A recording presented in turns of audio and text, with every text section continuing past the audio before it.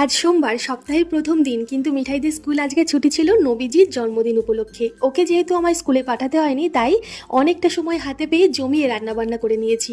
একে তো 3 দিন ধরে বাইরে অঝরে বৃষ্টি চলছে, একদিনও এর মধ্যে খিচুড়ি খাওয়া হয়নি।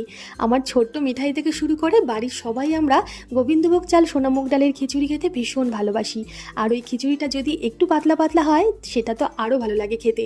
সবার পছন্দ মতো আজকে একটু গোবিন্দভোগ চাল, সোনামুগ ডাল, একটু চিনেবাদাম, আলু দিয়ে বানিয়ে নিয়েছিলাম খিচুড়ি, যার মধ্যে জিরে, তেজপাতা, শুকনো লঙ্কা ফোড়নে দিয়েছিলাম।